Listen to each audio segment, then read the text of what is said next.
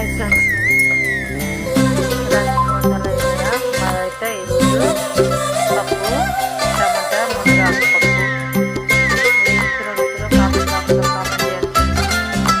మునగాకు పప్పు అయితే చాలా బాగుంటుంది.